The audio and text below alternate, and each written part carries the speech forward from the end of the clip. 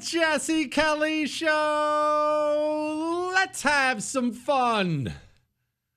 On a Tuesday, I hope you enjoyed a wonderful weekend with a few days off. And now we are in, so strap in and get ready for a wonderful night on the world famous Jesse Kelly Show. Before I get into what all the other things we're going to be talking about, we are going to do Medal of Honor Tuesday since we weren't here to do Medal of Honor Monday last night. That's coming up 1 hour from now. I'm going to talk about the tension going on in the world and why we should feel very, very blessed right here in America right now. Absurdly blessed. We'll talk about that. Someone printed an article trashing the younger generation's work ethic. We'll have a discussion about that. Teachers' unions funding communists. Everybody's getting shot in Chicago. The right-wingers are having babies. The left-wingers are not. Someone found ancient tombs in Iraq. All that, emails, so much more coming up tonight on the world-famous Jesse Kelly Show. Before I get into any of that, I want to answer an email really quickly that it's talking about something that I had teased before. She said, "Hey, Bronco, big hands." I love her. "A while back, you mentioned you were writing a new chapter for your book. I may have missed the updates, but I'm wondering if it's still happening, has been shelved, or is already out. I'm looking forward to purchasing it," so on and so forth. Her name is Deanne. Okay, so before we get into the rest of the show, here's what was going to happen. I had it on my heart to write, not another book. I don't want to write another book. I'm not doing that again. I don't want to be book guy. I can't do it. I don't like writing. But there was a chapter that I kind of wanted to include in the Anti-Communist Manifesto, and I didn't. Just couldn't get the words out, that I ended up doing. And I had told you on the show that I was going to send it out. I was going to find a way to get it to people for free. I'm not going to try to sell it or anything like that. I was just going to try to find a way. I don't know, maybe email, something like that. Find a way to send it out to people so I could just give you a chapter. That was in the works. Then, and I'm not dogging on them at all, I should have saw this coming. The publisher raised the stink about that. "Hey, you're adding an extra chapter to the book we published, and now you're giving it out for free. That you can't, contractually, you can't do that." Okay, well, that's not good. I need to figure out something else. Now, as sometimes happens, it expanded. It didn't shrink, it expanded. There is no longer an extra chapter coming. There's a little more than that. And it's not going to be an extra chapter. It's going to be kind of a all-encompassing thing.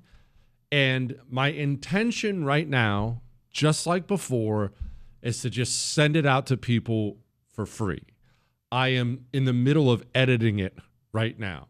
I don't like this. I don't like that. It's not coming tomorrow. Okay. It's way longer than I thought it was going to be. So I will keep you updated as I get it. And I still don't have, I'm sure it's probably going to be email. I'll find a way to get it out to everybody when I get it done. I wanted to keep you updated since I teased it and then just dropped you right on your face. So there you go. Now, I'm going to talk about the world right now, some things that are happening in the world, and how blessed we are, uniquely blessed we are as a country for specific reasons. But I know you can probably feel it right now. Everyone I talk to can feel it. I can feel it. I was dwelling on it yesterday. I was kind of chomping at the bit, restless at home. I was bored, wanted to come do my show. It feels like tensions are rising, right? Doesn't it feel like that? In a variety of different places, for a variety of different reasons, it feels like something or some things are about to pop, blow up in one way or another. You see what's happening in England right now. That's bad. You see what's happening in, well, I mean, let me clarify. It's bad. It might get spicy soon. Their government declared war on their own people and imported a bunch of rapists. And now the people are starting to get in the streets. There's riots. I don't know whether this is going to lead to a revolution. I don't have any idea. But I could see it. Couldn't you? You have countries like France arresting the right-wingers running for office, cooking up criminal charges and arresting them, just like they tried to do, well, just like they did to Donald Trump here. Communists arresting their political opponents so they can't take power. That's just Europe. Israel, Iran. This thing's not going away. Russia, Ukraine, us, China, India, trade wars. It feels like a lot. And right here at home, tensions are rising, are they not? They are. The backlash against foreigners, the tens of millions of foreigners who have flooded into this country, is not something that's going to go away. Donald Trump, he can't deport people fast enough to satisfy most people in the country. We want them gone now. And now every story where a foreigner harms an American or harms someone, the anger is palpably greater each and every time. And you see people saying, normies too, I'm sick of this. Get them out. Get them out. Sick of this crap. Get them out. You see the tensions rising. And one of the main drivers in this tension is people of Western civilization have separated from their government, separated from their institutions, and they now view their institutions instead of a guiding light, they view their institutions as being the enemy of them, the enemy of their hopes and dreams, the enemy of their country. And that's a very, very dangerous place to be. And this is something we have discussed before, but historically, this is the most common thing in the world. A nation will establish itself, it will rise, it will become prosperous, it will create good, wonderful, safe existences for the citizens of that nation. And as the citizens get more and more comfortable, more and more prosperous, they tend to, this is not uniquely us, it's not uniquely modern, they tend to start to check out of their institutions. Everything's fine. Oh, the government's fine. Education system's fine. I'm sure they're just learning reading, writing, and arithmetic. I don't have to get involved. Everything's fine. And as good people check out and ignore critical institutions, bad people fill them. It is a vacuum that is filled by evil people every single time throughout history. As you walk away from your school board, the communist savage in your area fills that vacuum, takes over the seats, and teaches your daughter to chop her breasts off. That's what happens when good people walk away. It's the most common thing in the world. And then, when evil people conquer an institution, whatever institution it is, media, entertainment, whatever, again, pick your institution. As evil people conquer it, they'll loot it, destroy it. They will turn the institution into essentially a mafia family. Its existence is criminal, and it only exists to protect itself. Everything is about the family. So if you're in the FBI and you're a filthy communist who spent your time infiltrating the Catholic Church and arresting school board moms, you are in no way self-reflecting on the evil of that. Your only concern is the FBI, its continued existence, its continued strength. They become insular, evil, and corrupt. And as they become insular, evil, and corrupt, the people break away from them. The people sense it. The people see it. They break away from them. But then, and this is what's happening right now in most places in the world, then what happens is the coup de grace for countries. What happens is the institution, once the people have broken away from it, once they have walked away from it, it does not open up the books. It does not reform itself. every single time, well, almost every single time, they double and triple down on the evil, corrupt things they've been doing, and they destroy it completely. You see this everywhere, except for here. Let's talk about that.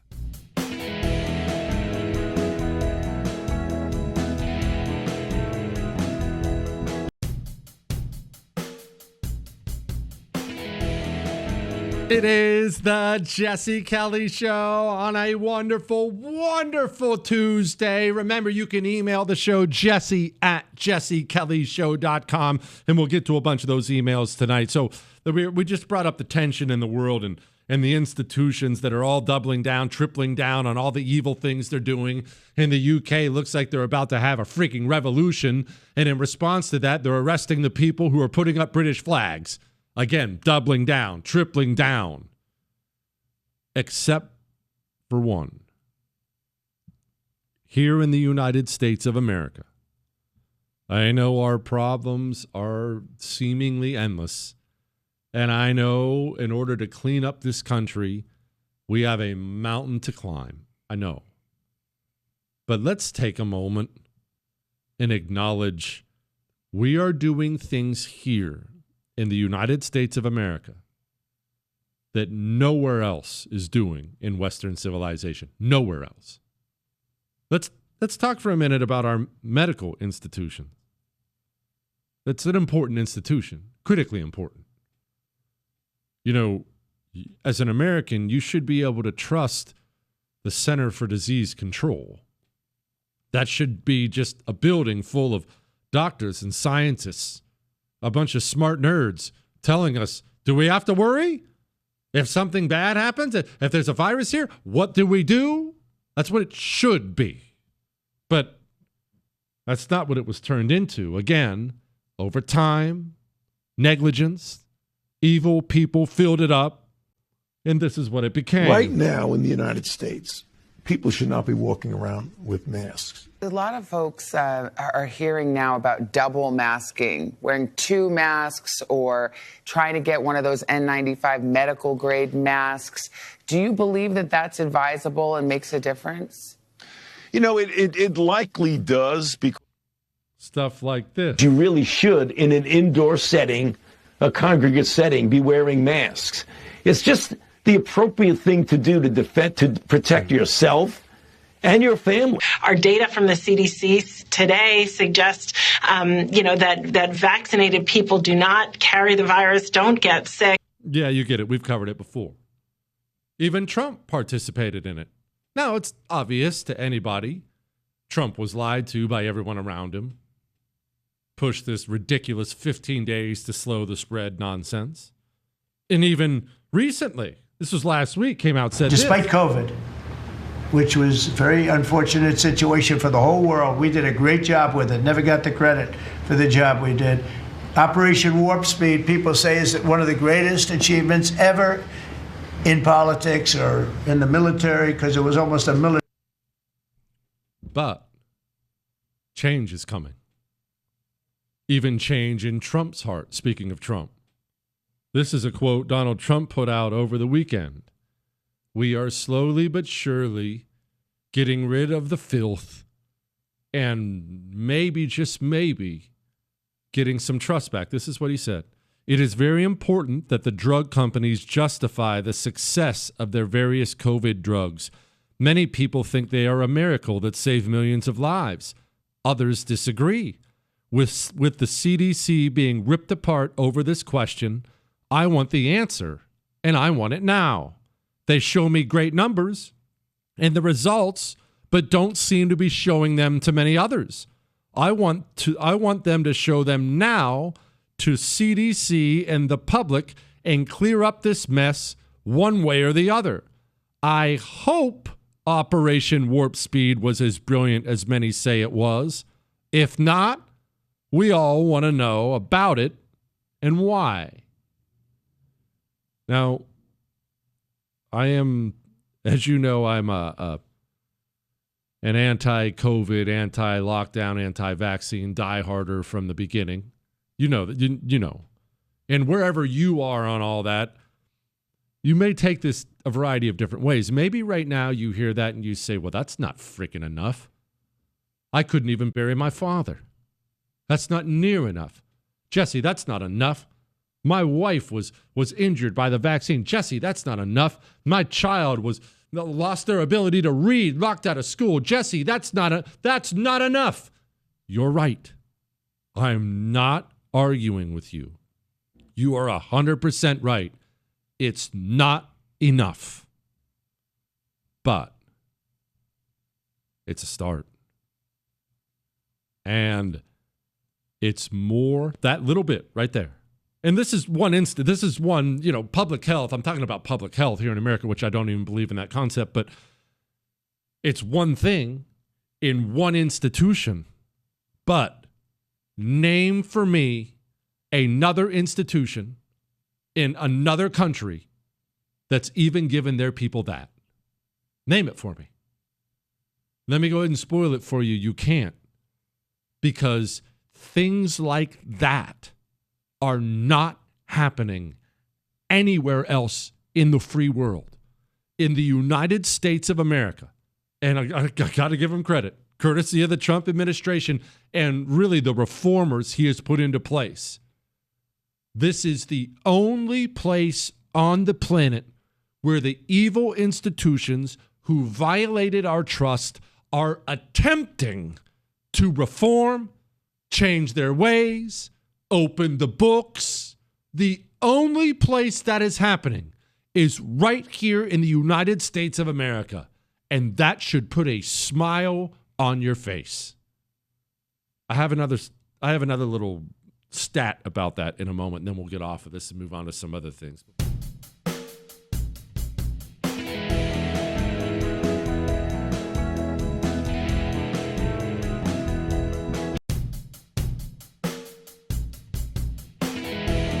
It is the Jesse Kelly Show on a wonderful Tuesday, finishing up. I don't know why.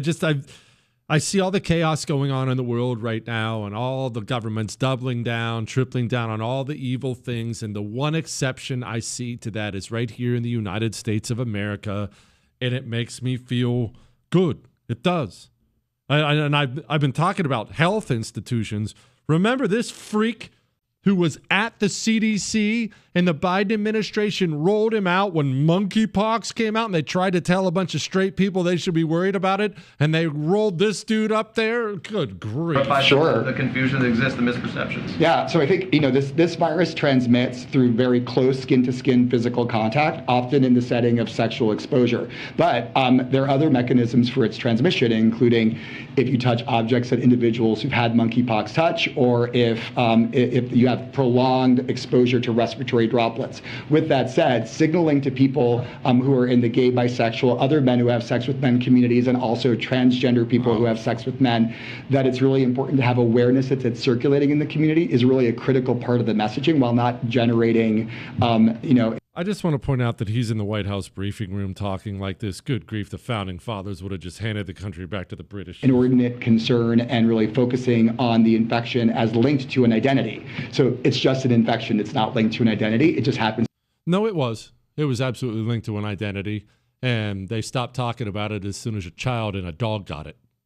It's linked to an identity. Of course it is. But that guy, he was part of the CDC.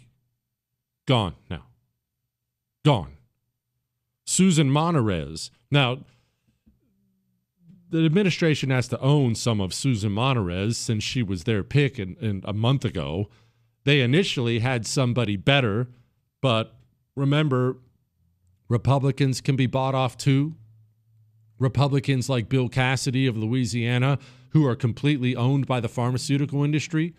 Trump had a real reformer he was going to put in charge of the CDC. The big pharma GOP joined with the Democrats to stop him and instead put this woman in there. What can we do to ensure that at steady state, not just in response to a pandemic, but at steady state, that we have an open and inclusive and a fully benefiting clinical trial network so that we can ensure that it's equitable, that it's accessible, that it is. Yeah, filthy communist. She's gone now too. Fired. I got this one from Mike Benz. I want to give him credit. percentage of employees fired. I know we have a long way to go, but percentage of employees fired. USAID, 100%, 10,000 people gone. Institute of Museum and Library Services, 100%, gone. Consumer Finance Protection Bureau, 1,500, gone. Agency for Global Media, 1,400, gone, 84%. AmeriCorps, 84%, gone. HUD, 83%, gone.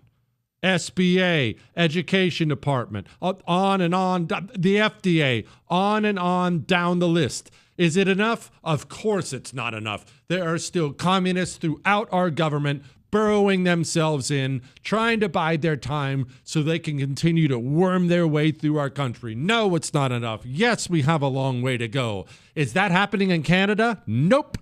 Quite the opposite. Is it happening in Germany? No. UK? No.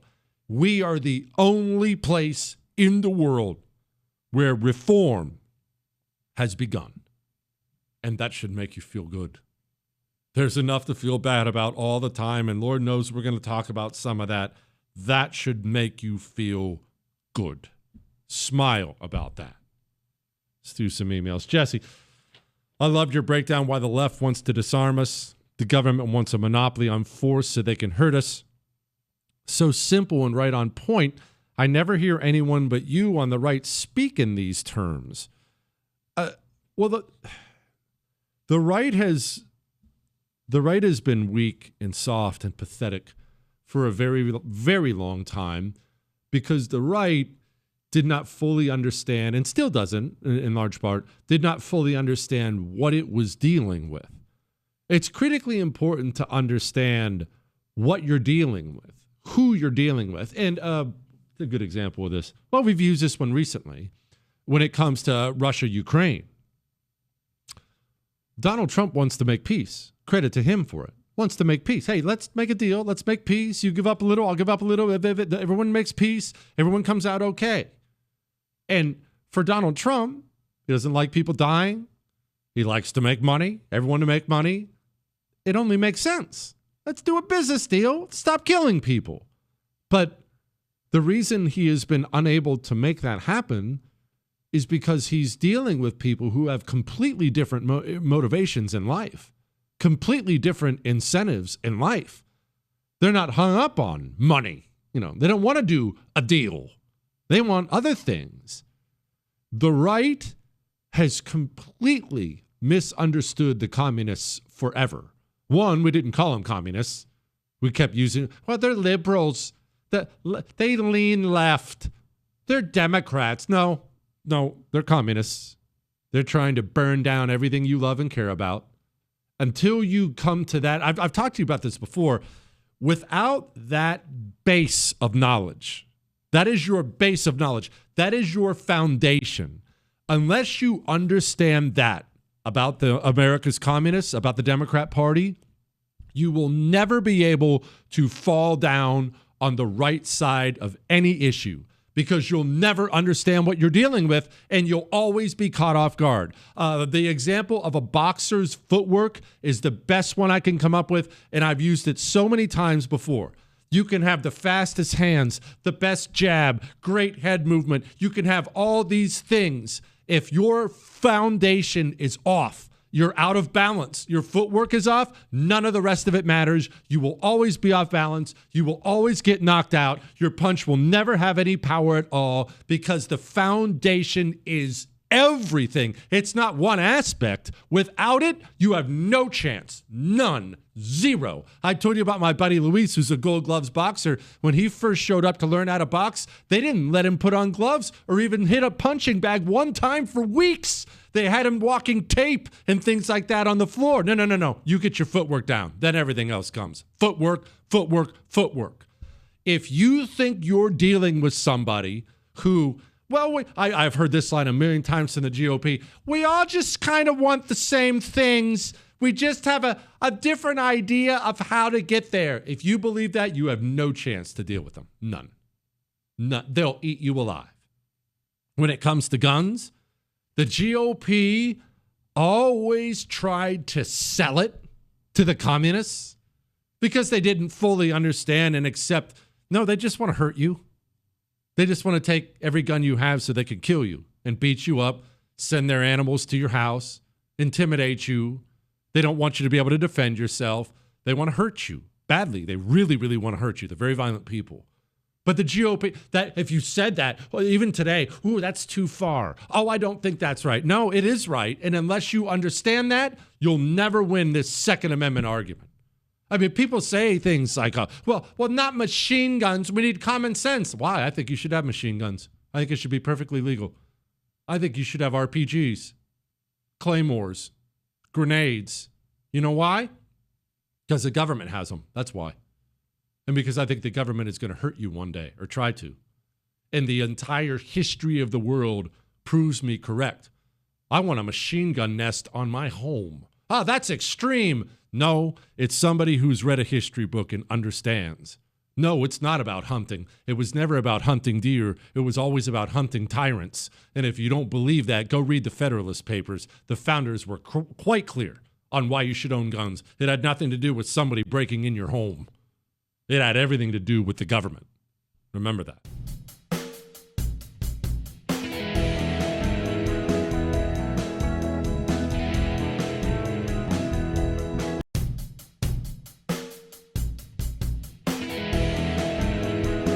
It is the Jesse Kelly Show on a wonderful, wonderful Tuesday. Remember, you can email us, jesse@jessekellyshow.com.